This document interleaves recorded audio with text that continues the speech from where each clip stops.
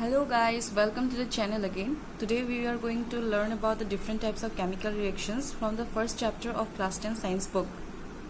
So chemical reactions we are all familiar about. We face them in our day-to-day life. For example, cooking of rice, making of tea, and all of this kind of daily reactions we come to know about. But from this point of view, from our exam point of view or from the book, we are going to learn mainly about 5 types of chemical reactions. So these are mainly of 5 types. So let's see what are these 5 types of chemical reactions. Types of chemical reactions.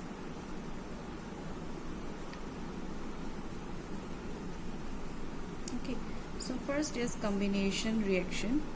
As the name says, combination reaction, you can understand that the reactants or the things which are taking part in the chemical reactions are combining. So that is why it is a combination reaction. That means 2 or more substances combine to form a single product.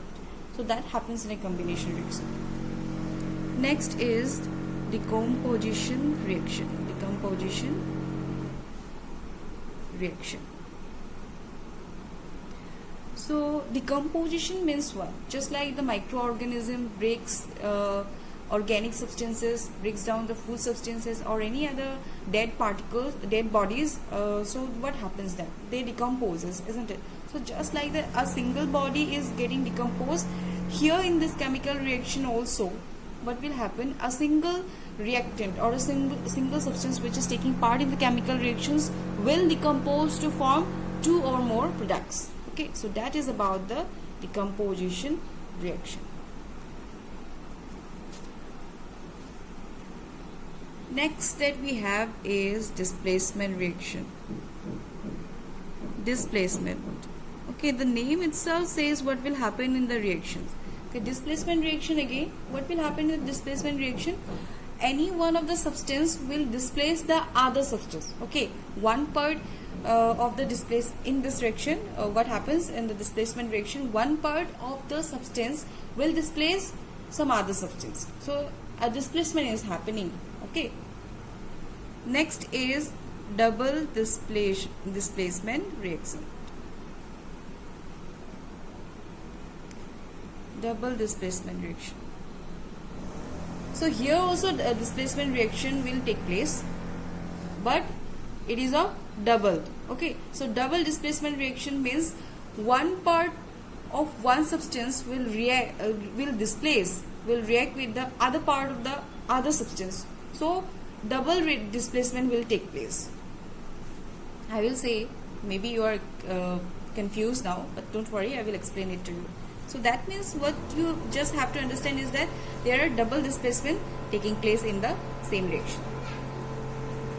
Next is oxidation reduction reaction. So oxidation reaction is what? Oxidation means a substance is getting oxidized, and in the reduction reactions, there in the reduction reaction, a different substance is getting reduced. So these are the types of chemical reactions that we are going to discuss today. Okay, so we will see in this video how many reactions we can cover. The rest which will be left out we will do in the next video. So let's discuss the first type of reaction in a more broader way.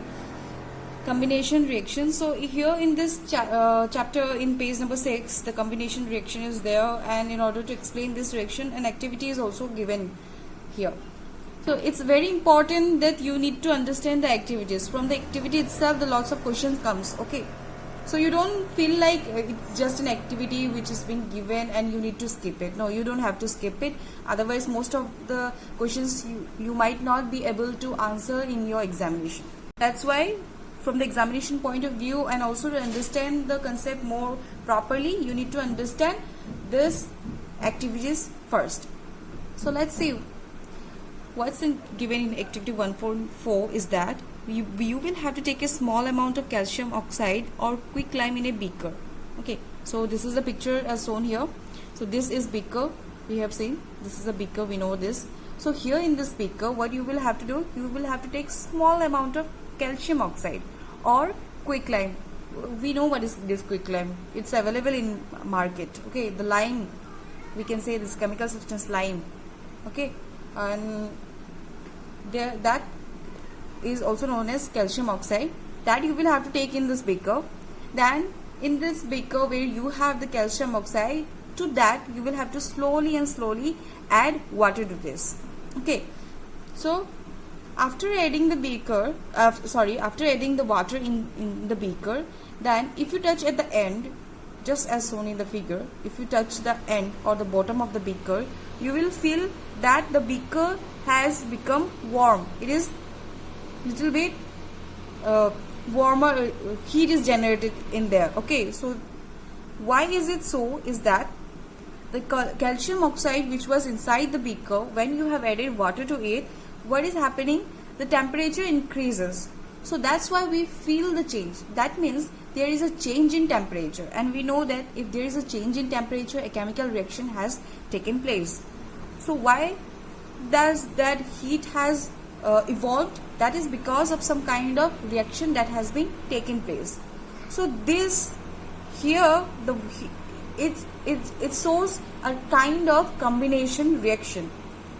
So as shown in this reaction, what is happening? Calcium oxide, the formula of the calcium oxide is CaO. Ca means calcium, O means oxygen. So CaO plus water, formula of water is H2O. These two, when comes together, when they are together, they will react vigorously, very aggressively they will react, and once they react, they form a single substance. So you can see over here, two substances have reacted and a single product is formed. What is this product formed here is the slaked lime. So what is the formula of slaked lime?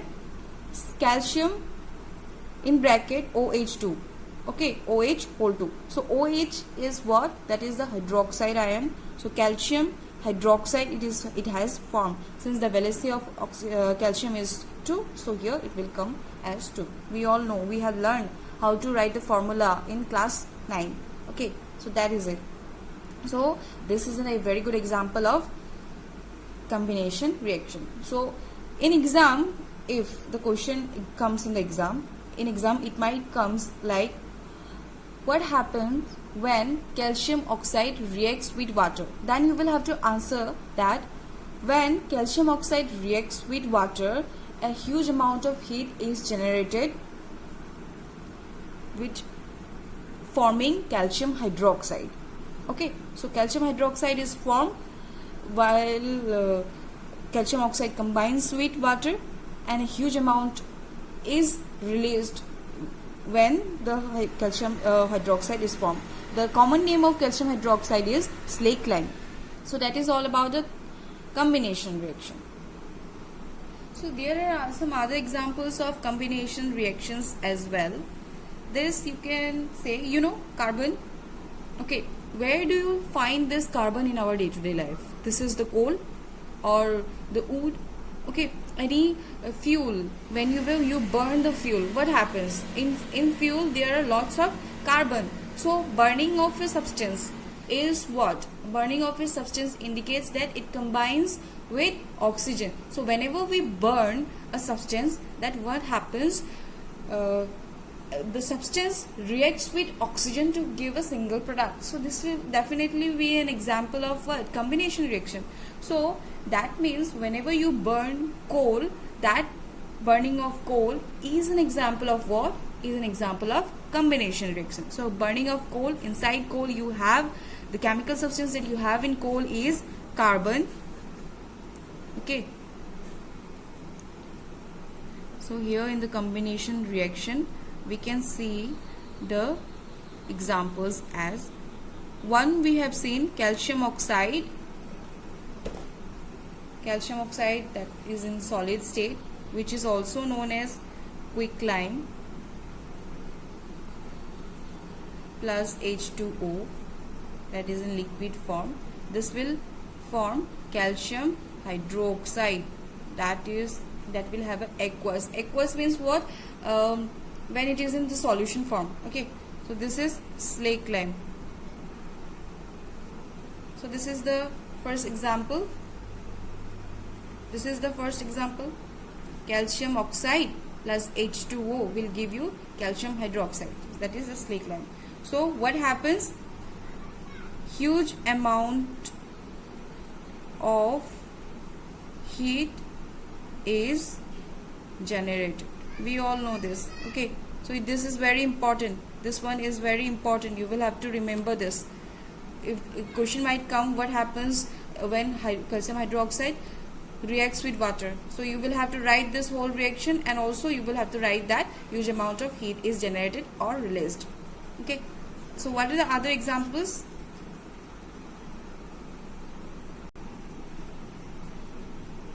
That is the burning of coal. Burning of coal, how it is an example of combination reaction? Coal has what? Carbon. So whenever we burn a substance, that means what?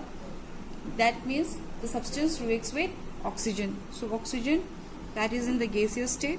So it will be forming what? Carbon dioxide. Yes, it is one of the very important greenhouse gas. So greenhouse gas, what does it do? It increases the increase in greenhouse gases means increase in temperature. So greenhouse effect, global warming it causes. Okay, so burning of coal is not good. It's not good for our environment. Next, you can also say the formation of water. Okay, formation of water. So you must have understood what is formation, this combination reaction. When two or more substances combine together to give a single product, that means combination is taking place here. So the substance form is carbon dioxide. For reactant, it was carbon and oxygen. Carbon dioxide has formed. One single product has formed. So combination. This reactants have combined to give a single product. So next, what example did I say? Formation of water. So hydrogen, this will be obviously in gaseous state. Oxygen will obviously be in the gaseous state again. So this has combined. Okay. So combine to give what? H2O. So this is what? A good example of combination reaction again. Okay. I hope all of you are understanding what I am trying to say. Yes. Yeah. So see, here it is not balanced. Do you see why it is not balanced? Because the number of reactants in the reactant side, the number of atoms in the reactant side is not equal to the number of atoms or the compounds here on the product side is not same. So hydrogen, it's 2 on the reactant side, on the left product side also it is 2, but oxygen here it is 2, here how much do you say? Only 1. So what you will have to do is that you will have to write here 2. So that means 2 oxygen. 2 oxygen, that is fine. But what happened? Hydrogen has increased to 4. 2 into 2. So 4. 4 hydrogen. So here also we will have to make it 4. So you will have to write 2 over here. So that is balanced now. Okay. That is good enough now. You can understand. So what did we see here? That here also heat was generated and here also heat is generated. Okay, so heat is generated here in this reaction as well when we are burning coal. So whenever heat is generated, then we call such reaction as the exothermic chemical reaction. So what this kind of chemical reaction can also be called as? This can be also called as exothermic chemical reactions. That means exothermic chemical reactions are those reactions in which along the formation of products, heat is also generated in the chemical reaction. So exothermic reaction, how can we define it as? What is an exothermic reaction?